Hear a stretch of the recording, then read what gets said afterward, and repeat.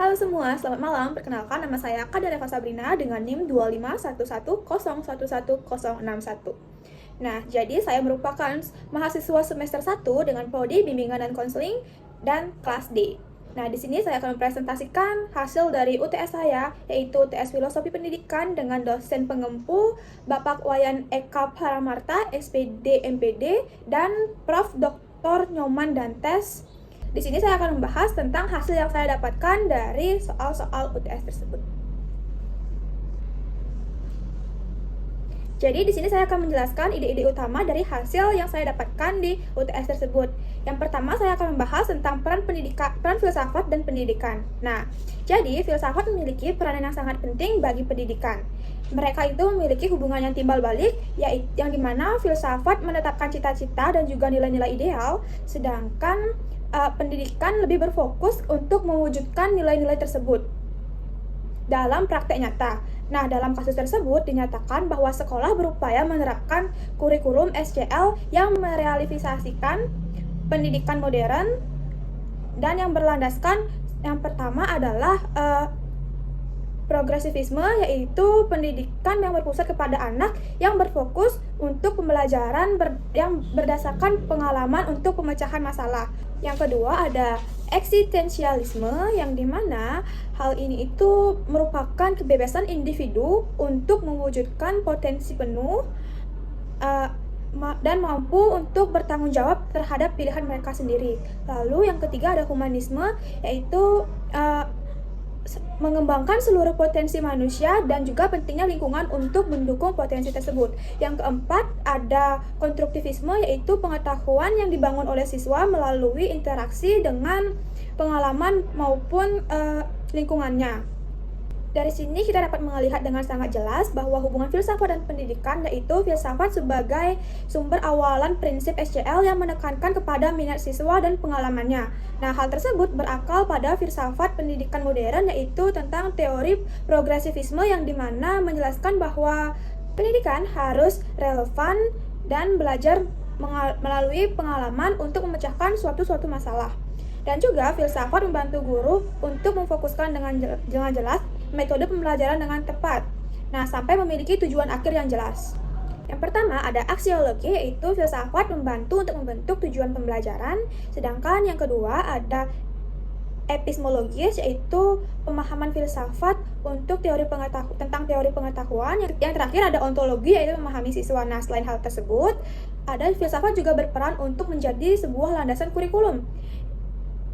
Filosofi akan menguji kecocokan kurikulum tersebut, apakah sudah sesuai dengan kondisi masyarakat dan sudah mencontohkan tentang nilai-nilai SCL. Nah, selanjutnya saya akan menjelaskan tentang hakikat filsafat dalam implementasi pendidikan modern.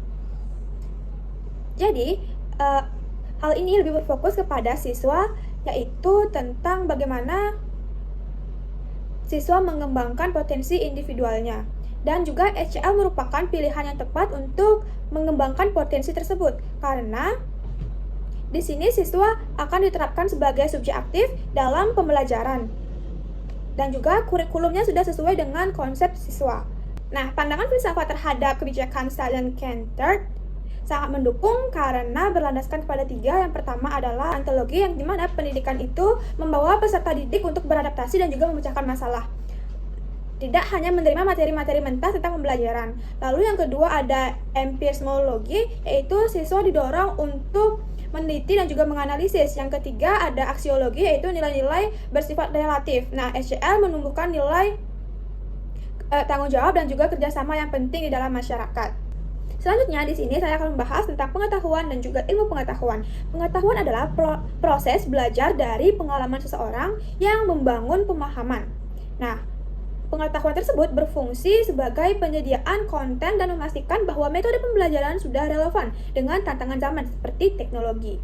Lalu, ilmu pengetahuan adalah kumpulan pengetahuan yang sudah tersusun secara sistematis dan terorganisir. Lalu di sini ada peran pengetahuan dan juga ilmu pengetahuan. Yang pertama dapat dikatakan sebagai input, yang dimana siswa terlebih dahulu menerima pengetahuan dasar berupa teori dan fakta, lalu yang akan dibutuhkan untuk memulai sebuah proyek. Lalu selanjutnya ada proses, yang dimana di dalam ini itu siswa akan menggunakan metode ilmu pengetahuan, analogi atau eksperimen untuk mengembangkan dan mencari pengalaman dari pengetahuan tersebut. Lalu yang terakhir keluarlah outputnya, yaitu siswa memperoleh dan menerapkan pengetahuan tersebut yang telah mereka dapatkan. Nah, dengan poin-poin tersebut dapat disimpulkan bahwa siswa dilatih tidak hanya untuk menguasai pengetahuan yang mereka ketahui, tetapi juga mereka belajar untuk bagaimana pengetahuan tersebut diperoleh dan diterapkan. Saya akan menjelaskan tentang landasan filsafat ilmu ontologi, epistemologi, dan juga aksiologi. Dapat membantu guru. Kenapa hal tersebut dapat membantu guru? Karena mereka memiliki peranan yang sangat penting untuk mengembangkan metode pembelajaran SCL. Seperti ontologi berperan untuk membantu dan menentukan objek-objek kajian. Nah, sedangkan epistemologi berperan untuk menentukan bagaimana cara memperoleh pengetahuan tersebut. Lalu, aksiologi berperan untuk menentukan nilai-nilai dan kegunaan dari pengetahuan yang telah diperoleh. Nah, ketiga landasan ini memiliki fungsi sebagai kerangka konversi yang membangun guru, mengintegrasikan elemen positif dari pendekatan klasik ke kerangka modern SCL. Nah, untuk saat ini menurut saya pendidikan modern lebih baik dibandingkan pendidikan klasik, yang mana pendidikan modern ini lebih mengikuti perkembangan zaman dan membantu siswa untuk berpikir kritis, yang dimana hal tersebut sangat dibutuhkan dalam dunia kerja. Sekian penyampaian materi dari saya mohon maaf jika ada kesalahan kata. Terima kasih.